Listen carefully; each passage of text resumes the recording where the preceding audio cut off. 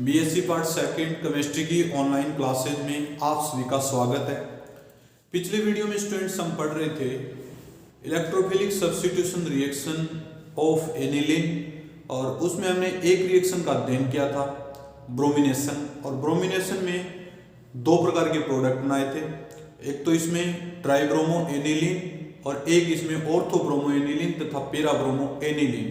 आज उससे अगली रिएक्शन करवाने जा रहे हैं नाइट्रीकरण। कौन सी रिएक्शन करवाने जा रहे हैं? नाइट्रीकरण। तो देखो स्टूडेंट्स, एनिलीन का नाइट्रीकरण, एनिलीन का नाइट्रीकरण करवाते समय एनिलीन को पहले विसक्रिय किया जाता है, विसक्रिय किया जाता है एवं एनिलीन को विसक्रिय करने के लिए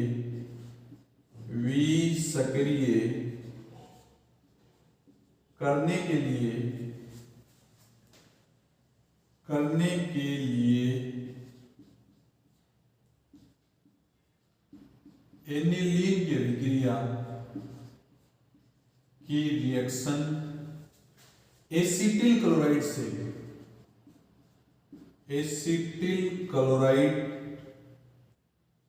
के साथ करवाई जाती है,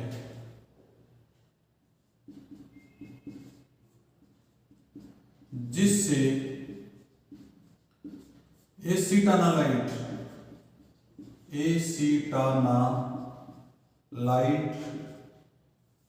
बनता है,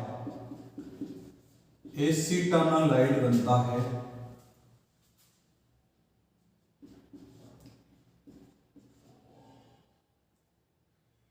जिसकी क्रियाशीलता कम हो जाती है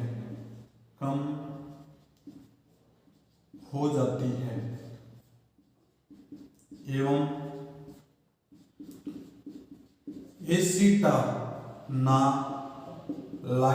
की अभिक्रिया HNO3 के साथ H2SO4 की उपस्थिति में करवाने पर ऑर्थोनाइट्रो एसिटानालाइट तथा पैरानाइट्रो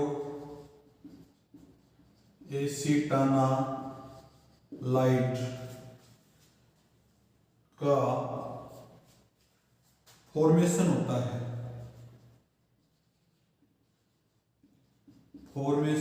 होता है, जिसका अम्लीकृत करने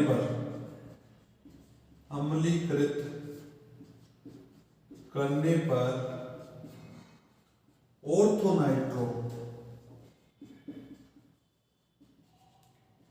एनिलीन तथा पैरानाइट्रो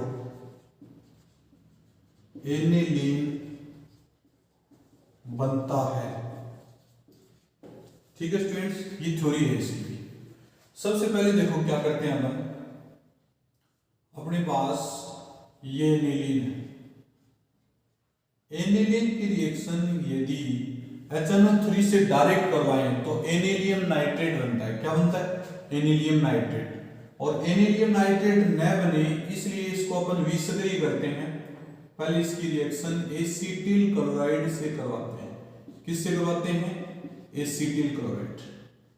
और एसिटिल क्लोराइड से जब इसकी रिएक्शन करवाएं तो स्टूडेंट्स क्या बनेगा, इसको अपन यहां लिख देते हैं बेंजीन, और बेंजीन के साथ में क्या जुड़ेगा NH, और आगे क्या लिखेंगे COCH3, इसको बोलेंगे एसिटानालाइड, एसिटानालाइड। अब एसिटानालाइड की क्रियाशीलता क्या हो जाती है, कम हो जाती है स्टूडेंट्स। क्रियाशीलता कम हो जाएगी तो इसकी रिएक्शन नाइट्रिक एसिड से करवाएंगे।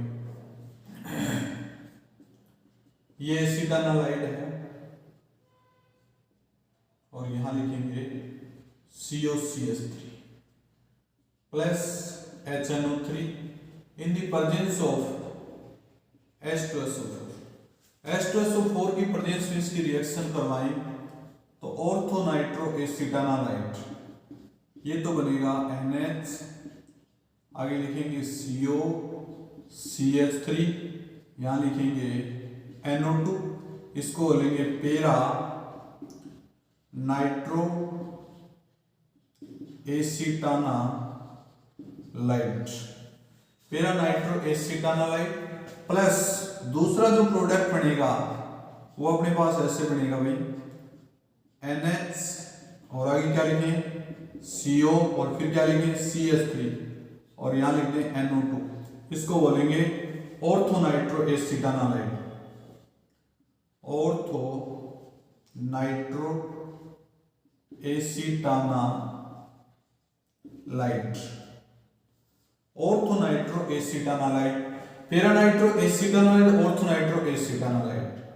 अब इसका क्या करें, अम्लीकृत करेंगे HCl से, H प्लस Cl माइनस, तो यहां से स्टूडेंट बॉन्ड टूटेगा H प्लस Cl माइनस, तो अपने पास जो प्रोडक्ट बनेगा वो एक तो ये बन जाएगा स्टूडेंट्स NH2 NO2, प्लस दूसरा ये प्रोडक्ट बन जाएगा अपने पास NH2 और NO2 प्लस CH3 COCl, इसको क्या बोलेंगे ortho nitro aniline, ortho nitro aniline, और दूसरा क्या बनेगा पेरा नाइट्रो एनिलीन, क्या लिखेंगे पेरा nitro aniline, ortho nitro aniline तथा पेरा नाइट्रो एनिलीन, ये प्रोडक्ट बनेंगे स्टूडेंट्स। ऐसे करते हैं अपन नाइट्रीकरण, एनिलीन का नाइट्रीकरण करते इसमें, ठीक है भाई। अगली रिएक्शन देखें स्टूडेंट्स, अगली जो रिएक्शन है वो सल्फोनीकरण है। देखें भाई,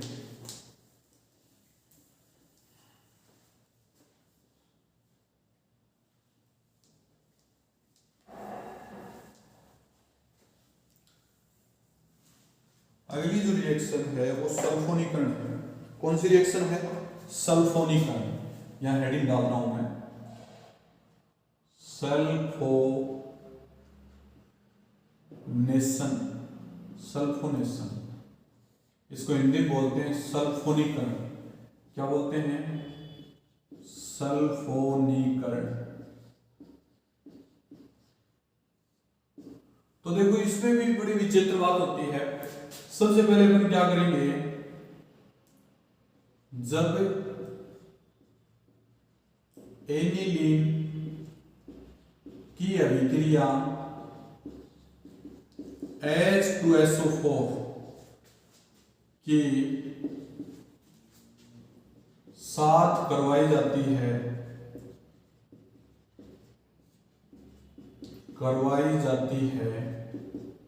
तो एनिलीनियम हाइड्रोजन सल्फेट बनता है, तो एनिलीनियम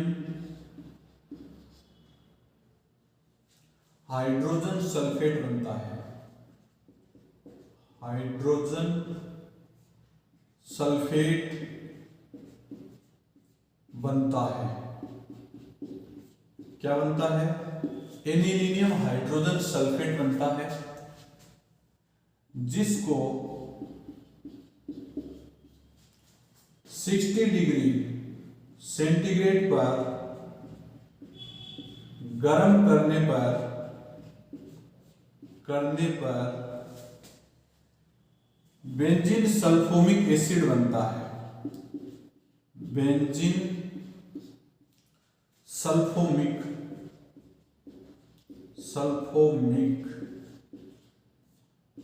एसिड बनता है।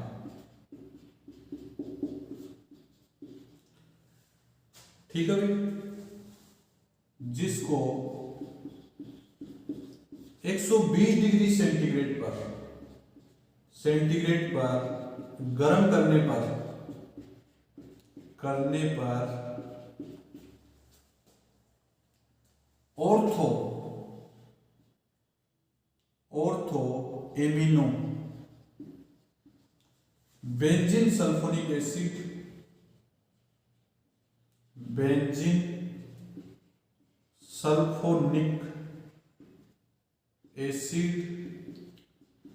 तथा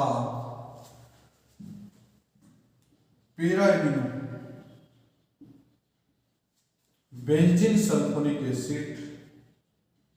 बेंजीन सल्फोनिक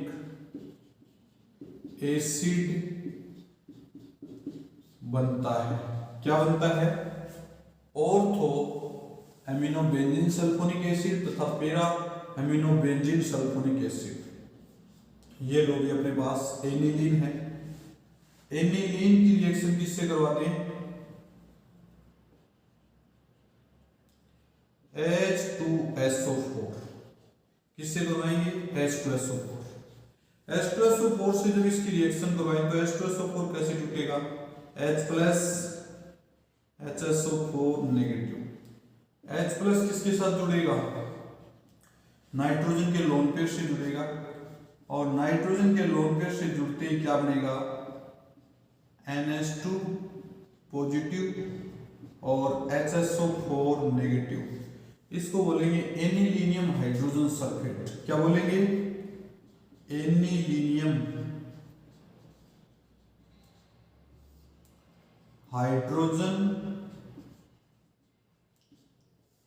सल्फेट। क्या लिखेंगे? Anilinium hydrogen sulphate. अब एनिलीनियम हाइड्रोजन सल्फेट जो बना है, ये एनिलीनियम हाइड्रोजन सल्फेट अपने पास, इसको आप ऐसे लिखेंगे NH3 positive HSO4 negative. Temperature देंगे 60 डिग्री। कितना टेम्परेचर देंगे? 60 डिग्री। तो 60 डिग्री टेम्परेचर देंगे तो स्टूडेंट देखो क्या बनेगा? NH और यहां लिखेंगे SO3H प्लस H2। ये बन गए। फिर इसको अपन गर्म करेंगे 120 डिग्री सेंटीग्रेड। कितना गर्म करेंगे? 120 डिग्री। 120 डिग्री सेंटीग्रेड पे गर्म करेंगे स्टूडेंट्स, तो क्या बनेगा? देखो प्रोडक्ट NH2 तो है ही, यहां इसके जुड़ जाएगा SO3H प्लस यहां क्या है? NH2 तो है ही, यहां क्या जुड़ेगा? SO3H। इसको बोलेंगे para amino benzene sulphonic acid. और इसको क्या बोलेंगे? Ortho amino benzene sulphonic acid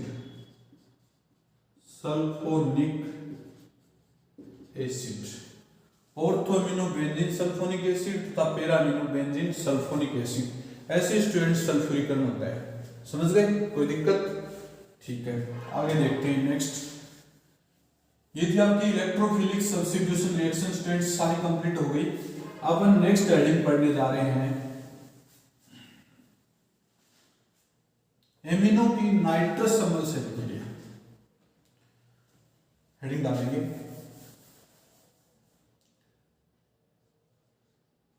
reaction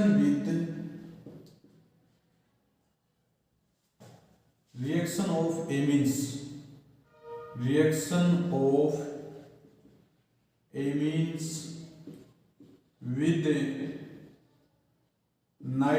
with nitrous acid amine की नाइट्रस एसिड से अभिक्रिया, किससे? Nitrous acid. तो स्टूडेंट देखो इसमें एमीन की नाइट्रस एसिड से अभिक्रिया करवाएं तो डाइएजोनियम साल्ट बनता है। क्या बनता है? Diazonium salt. आपने एक क्वेश्चन पढ़ा होगा डाइएजोटीकरण, डाइएजोटीकरण,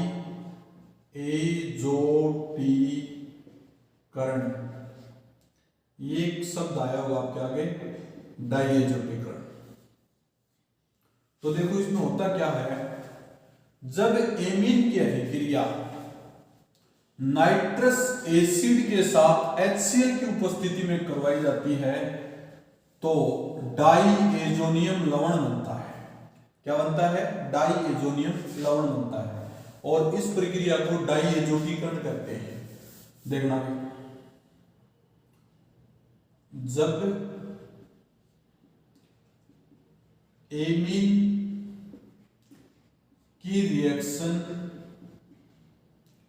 HNO2 के साथ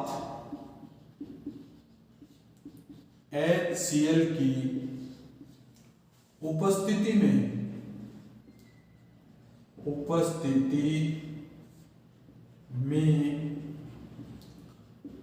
करवाई जाती है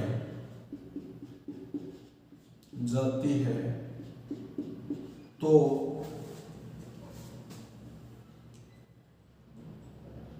डाइएजोनियम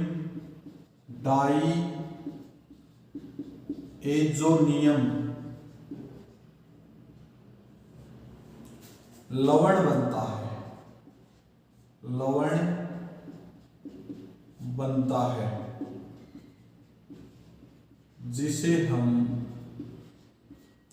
डाइएजोटीकरण अभिक्रिया कहते हैं, जिसे हम डाइएजोटीकरण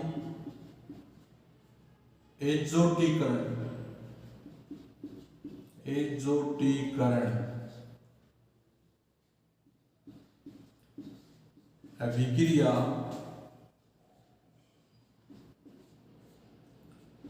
कहते हैं। कौन सी अभिक्रिया कहते हैं? डाइएजोटीकरण।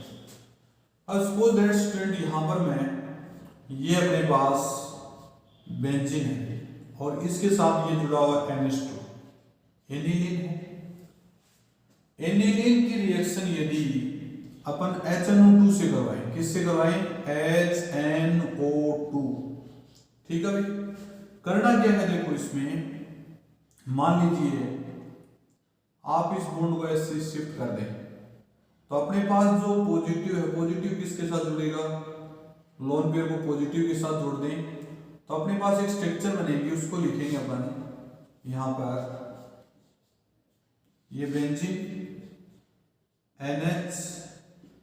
NH पॉजिटिव N और यहां लिखेंगे O नेगेटिव OH, ये ऐसी स्ट्रक्चर बनेगी। अब देखो भी आगे क्या करेंगे, मान लीजिए इस बॉन्ड को यहां से ब्रेक कर दें अपन और ये बॉन्ड किसके साथ जुड़ जाएगी? माइनस के साथ, यहां जुड़ जाएगी माइनस के साथ। तो आप लोग क्या लिखेंगे इसको, ये बेंजीन और बेंजीन से क्या जुड़ेगा? NH, आगे क्या लिखेंगे? NOH और इधर भी क्या है? OH, ये बन गया। इसको आगे क्या लिखेंगे देखो, ये बॉन्ड इधर शिफ्ट हो जाएगा, OH को माइनस के रूप में निकाल देंगे तो अपने पास प्रोडक्ट क्या बनेगा भाई? यहां पर बेंजीन के साथ N, फिर डबल बॉन्ड N और फिर क्या लिखेंगे? OH plus H2O। इतना बन गया भाई। इतना बनने के बाद इसकी रिएक्शन HCl से करवाएं, किससे करवाएं? H प्लस Cl माइनस के साथ करवाएं तो इसके लोन पे किससे क्या जुड़ जाएगा? H plus. तो आप क्या लिखेंगे स्टूडेंट्स, यहाँ बेंजीन रिंग और बेंजीन रिंग से क्या जोड़ेंगे? N डबल बॉन्ड N और आगे ऑक्सीजन H और यहाँ लिखेंगे H पॉजिटिव। आएगा नहीं आएगा? और पॉजिटिव आते हैं अपन क्या करेंगे, यहां से बॉन्ड को ब्रेक कर देंगे, क्या बच जाएगा? बेंजीन रिंग और बेंजीन रिंग के साथ क्या जुड़ेगा? N डबल बॉन्ड N और यहाँ क्या आएगा पॉजिटिव प्लस H2O, क्या बचेगा H2O। अब ये बेंजीन ये बनते हैं, अपन रिएक्शन किसके साथ करवाएंगे, इस बॉन्ड को खत्म करने के लिए अपने पास एक रिजोनेटिंग स्ट्रक्चर बनेगी और इसको अपन क्या लिख सकते हैं N ट्रिपल बॉन्ड N, और यहाँ क्या लिखेंगे प्लस, और आगे क्या आ जाएगा Cl माइनस, तो इसको बोलते हैं BDC। BDC का पूरा नाम क्या है, benzene diazonium, benzene diazonium, और आगे क्या लिखेंगे क्लोराइड, क्या लिखेंगे chloride, benzene diazonium chloride, क्या लिखेंगे बेंजीन डाई एजोनियम क्लोराइड। अब स्टूडेंट ये लवण बनता है, इसको बोलते हैं डाई एजोटीकरण, क्या बोलते हैं डाई एजोटीकरण। अब इसमें एलिफेटिक डाइजोनियम लवण और एरोमेटिक डाइजोनियम लवण में ज्यादा स्टेबल कौन सा है वो देखें स्टूडेंट्स, एक तो एलिफेटिक है और एक एरोमेटिक है। देखोगे सपोज दैट ये अपने पास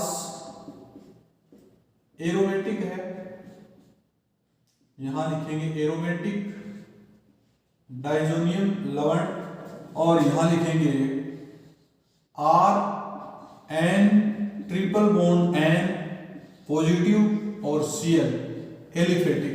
इन दोनों की तुलना करनी है, ज्यादा स्टेबल कौन सा है, इन दोनों की तुलना करें तो मैं इसको जैसे ऐसे लिख दूं, यहां पर N डबल बॉन्ड N और यहां पर लिखेंगे पॉजिटिव, क्यों भी ऐसे तो लिखेंगे इसकी रिजोनेटिंग की बॉन्ड इधर आएगा तब, और साथ में इसमें मान लीजिए HCl को बाहर निकाल दें, और सेम इसमें क्या लिखें, यहां पर लिखेंगे RN triple bond N positive, इसको खत्म करने के लिए क्या करें R positive plus N2 plus Cl negative, तो इससे तो क्या बन जाएगा क्लोरोएल्केन, क्या बनेगा क्लोरोएल्केन। बट इसमें देखेंगे स्टूडेंट्स क्या होगा, देखो मान लीजिए अपने पास ये ऐसा स्ट्रक्चर है, इस स्ट्रक्चर में मान लीजिए बॉन्ड इधर शिफ्ट हो जाए, ये बॉन्ड इधर शिफ्ट हो जाए, तो आप लोग इसको क्या बना सकते हैं रिजोनेटिंग स्ट्रक्चर, यहां प्लस डबल बॉन्ड N और यहां N, और इसके ऊपर अपन नाइट्रीन बना दें, ये बॉन्ड है। अब आगे देखो क्या होगा स्टूडेंट्स, अगली जो स्ट्रक्चर बनेगी वो कैसी बनेगी, ये बॉन्ड इधर शिफ्ट हो जाएगा और ये बॉन्ड इधर शिफ्ट हो जाएगा, तो अपने पास जो स्ट्रक्चर बनेगी वो ये बनेगी प्लस यहां bond double bond N N, आप ऐसे लिखेंगे, ठीक है। फिर आगे देखो क्या होगा, ये बॉन्ड इधर शिफ्ट हो गया, तो आप लोग क्या बनाएंगे स्ट्रक्चर को, ये बेंजीन रिंग, यहां प्लस ये बॉन्ड, और फिर यहां लिखेंगे डबल बॉन्ड सिंगल बॉन्ड, और फिर लिखेंगे अपन यहां पर पॉजिटिव। अब इस बॉन्ड को इधर शिफ्ट कर दें, इस बॉन्ड को इधर शिफ्ट कर दें, तो अपने पास जो स्ट्रक्चर बनेगी वो ये बनेगी स्टूडेंट्स N, फिर triple bond N, sorry double bond N, और यहां क्या लिखेंगे पॉजिटिव, समझ रहे। अब इस पॉजिटिव को खत्म करने के लिए अपने पास ऑप्शन क्या है भाई, अपन इस लोन पेयर को इधर से घुमा देंगे, ये बन जाएगी स्ट्रक्चर। तो देखो इसमें जो एरोमेटिक BDC है, बेंजीन डाइजोनियम क्लोराइड या डाइजोनियम लवण, वो एलिफेटिक की तुलना में ज्यादा स्टेबल है। क्यों स्टेबल है स्टूडेंट्स, इसका रीजन है क्योंकि उसमें अनुनादी संरचनाएं बन रही है, और अनुनादी संरचना बनने की वजह से इसकी स्टेबिलिटी बढ़ जाती है। अनुनादी संरचनाएं बनने की वजह से इसकी स्टेबिलिटी क्या हो जाती है स्टूडेंट्स, बढ़ जाती है, कोई दिक्कत। ये थी इसकी रिजोनेटिंग स्ट्रक्चर। अब आगे देखें स्टूडेंट्स,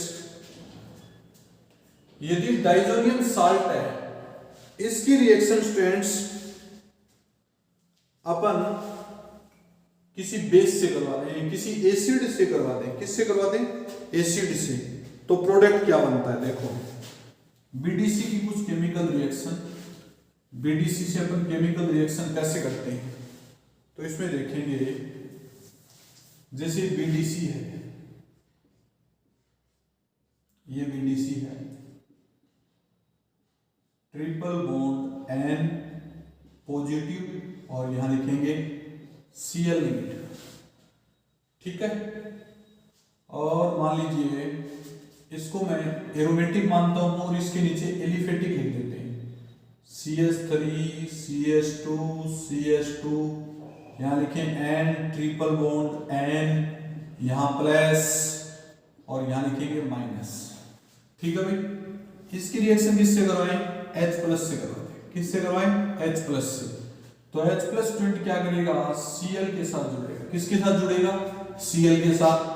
तो आप लोग क्या लिखेंगे, माइनस HCl और प्रोडक्ट क्या बन जाएगा, CH3 CH2 CH2 N triple bond N और यहां क्या लिखेंगे, पॉजिटिव। अब पॉजिटिव को खत्म करने के लिए आपके पास ऑप्शन है कोई, यहां से इलेक्ट्रॉन दे देते हैं, यहां से इलेक्ट्रॉन देते ही कार्बोकेटाइन बनेगा, क्या बनेगा, कार्बोकेटाइन, ये कार्बोकेटाइन बन गया प्लस N2, ठीक है। अब कार्बोकेटाइन की देखो रिएक्शन कैसे होगी, मैं यहां लिख देता हूं कार्बोकेटाइन,